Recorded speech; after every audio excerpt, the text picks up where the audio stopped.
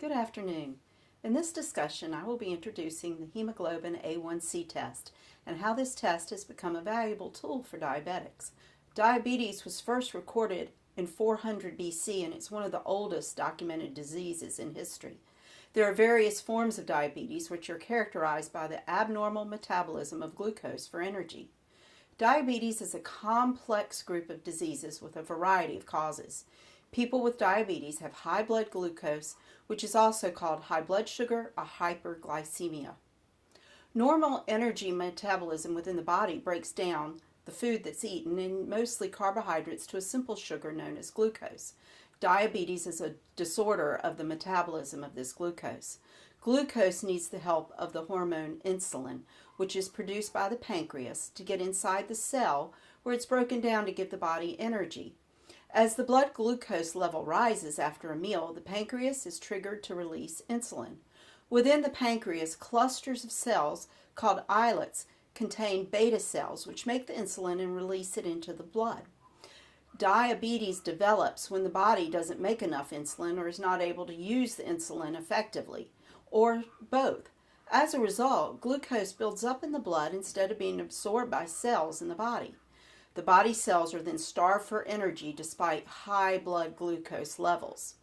Over time, high blood glucose damages nerves, blood vessels, and the heart, leading to complications such as heart disease, stroke, kidney disease, blindness, dental disease, and there's often problems with amputations. Other complications of diabetes may include increased susceptibility to other diseases, loss of mobility with aging, there's depression, and there's problems with those that are pregnant. There's various classifications of diabetes that represent different problems with this process. Prediabetes. That is a condition in which blood glucose levels are elevated, but they're not high enough to be classified as diabetic.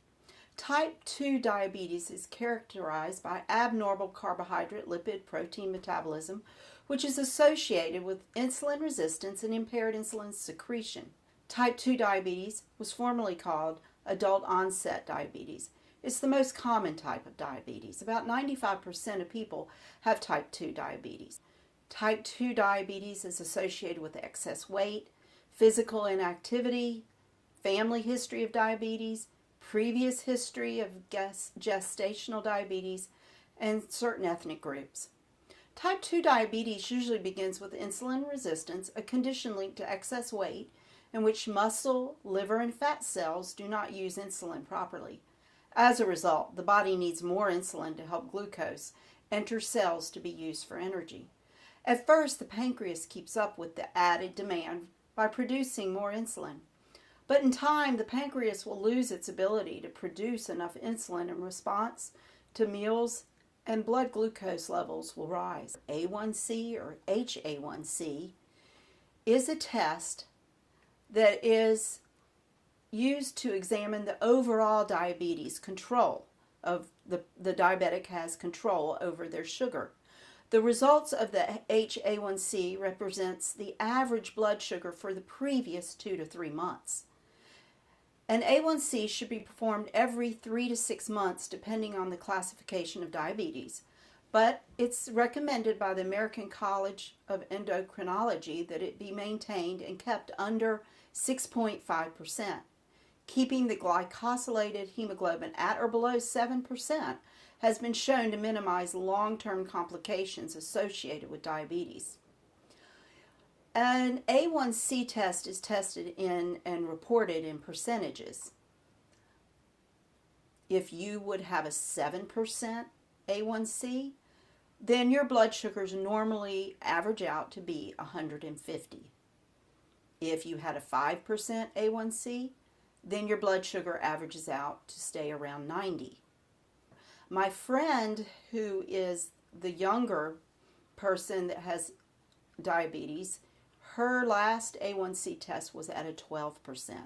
That means her average sugars have run 300. My husband's runs around 6.5%, which is excellent for a type 1 diabetic for this long. His sugars run like an average of 120, 130. For the A1C test, a normal is around 5. Pre-diabetes runs 5.7 to 6.4, and diabetes is 6.5 or above. I would like now to discuss the definition of hemoglobin A1C. It is a stable glycoprotein that's formed when glucose binds to hemoglobin A in the blood. It is a blood test that correlates with a person's average blood glucose level over a span of a few months.